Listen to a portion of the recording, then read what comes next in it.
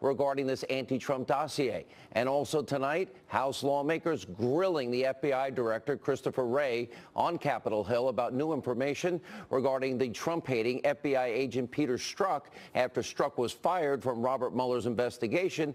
Why? For bashing Trump in text messages to his FBI official girlfriend, also part of the team.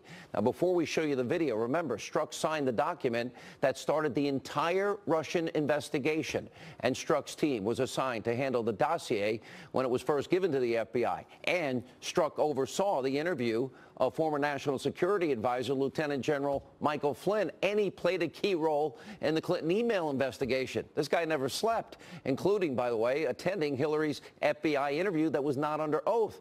He was also there at the interviews of Clinton's top aides, Huma Abedin, Cheryl Mills, who we know lied. And Strzok is responsible for changing the key language in James Comey's statement that exonerated Hillary Clinton before the investigation from grossly negligent, which is the legal standard, to extremely careless. Now that you have all this information, take a look at this showdown. It's epic from today. What we've learned about FBI agent Strzok is that this is the one FBI agent that is literally at the epicenter of virtually every major decision the FBI has been involved in, action and inaction, about candidate Trump, about President Trump, and about candidate Clinton.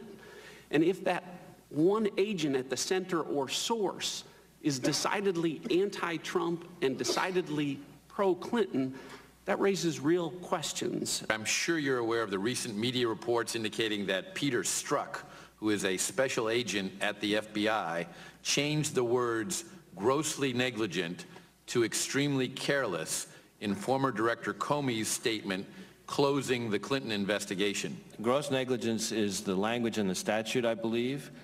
But I believe also that almost anybody who grabbed a thesaurus would say that gross negligence and extremely careless are pretty darn close to each other. You're right, they are synonyms. Extremely careless is a synonym for grossly negligent, which begs the question, why change it? How did this guy get on your supposedly unbiased team in the first place? If you watched today, you saw something that we have been telling you now for a long time, that other networks that say they're fair and balanced and objective and they consider themselves to be real journalists never talk about. Pretty amazing. Now, Peter Strzok, that's the Trump-hating, Clinton-loving FBI agent. He's tied to everything, including the fake news dossier. Watch very closely, an amazing moment, Congressman Jim Jordan connecting all of the dots, you know, kind of like we've been doing on this show. Why? Because it's the truth. Something missing in today's world of so-called journalism, which I said was dead back in 2008. Take a look. Peter Strzok, the guy who ran the Clinton investigation, interviewed Mills, Abedin, interviewed Secretary Clinton, changed gross negligence a crime to the term extreme carelessness, who ran the Russian investigation, who interviewed Mike Flynn, gets put on Mueller's team, and then he gets kicked off for a text message that's anti-Trump. If you kicked everybody off Mueller's team who was anti-Trump, I don't think there'd be anybody left. So there's got to be something more here. My hunch is it has something to do with the dossier. Director, did Peter Strzok help produce and present the application to the FISA court to secure a warrant to spy on Americans associated with the Trump campaign? Congressman, I'm not prepared to discuss anything about a FISA process in this setting. Did Peter Strzok, was he involved in taking that to the court? I'm not going to discuss in this setting anything to do with the FISA court applications. It's been reported that this dossier was all dressed up by the FBI, taken to the FISA court, and presented as a legitimate intelligence document, that it became the basis for granting a warrant to spy on Americans. And I'm wondering if that actually took place. It sure looks like it did. Now, what Congressman Jordan is talking about, and what we have now been getting at for months, is this is critical to the entire so-called Russian investigation. You got everybody in the liberal, mainstream, destroy Trump media trying to make this all about non-existent Trump-Russia collusion. It's been a year, no evidence, but they've all been missing the point, and frankly, deliberately misleading and lying to you, the American people. They're lazy and they're overpaid. It's pathetic. The big story in all of this is the growing possibility, yes, it's emerging, that the FBI used the Clinton bought and paid for Russian dossier to obtain a FISA warrant to spy on American citizens that were connected to candidate and then President-elect Trump. Now, that would be weaponizing the very powerful tools and using them against an opposition party in an election year. Now, let's be clear here.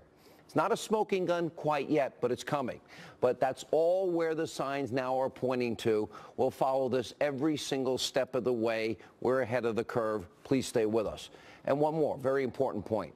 Can anyone explain to me, anybody at all, how Robert Mueller's investigation can be described as fair, impartial, not biased?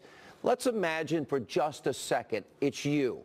It's your family member or somebody that you love and care about, your friends. Would you really want Robert Mueller and his team of partisan political hacks investigating you? Would you want a group of people that donated over $50,000 to the Democrats and filled with unethical officials and attorneys coming after you that hate one candidate, love the other candidate? Would you really trust them to be fair? Do you think this is how the justice system is supposed to work? Because I don't think so.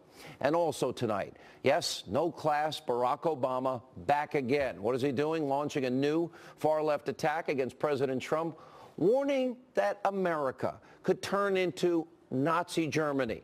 Now, he's speaking at the Economic Club of Chicago, and Obama said the danger today is, quote, growing complacent. We have to tend to this garden of democracy or else things could fall apart quickly.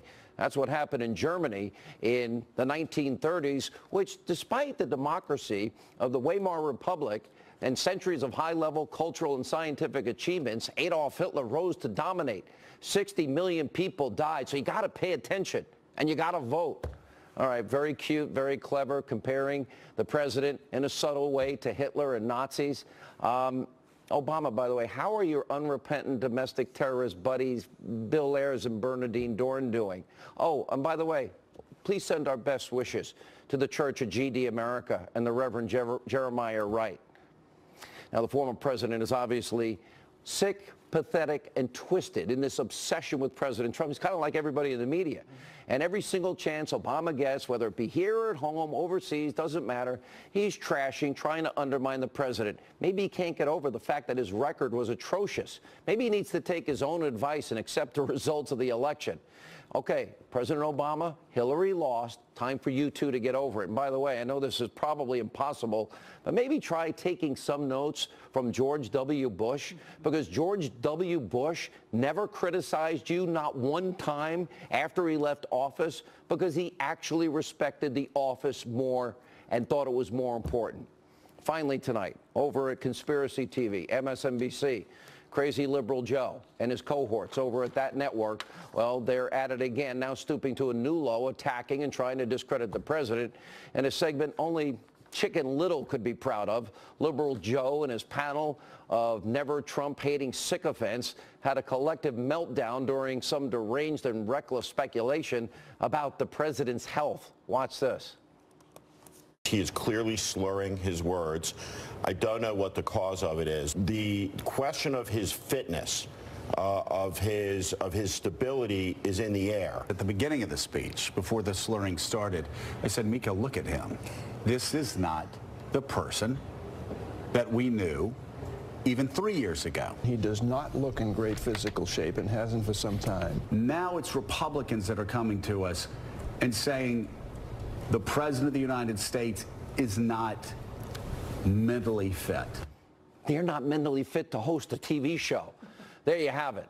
Armchair conspiracy psychology from America's most unhinged liberal morning show host and his band of merry Trump haters. It makes you wonder why Liberal Joe has so much rage and contempt for this president. Joe, you're kind of scaring us. I'll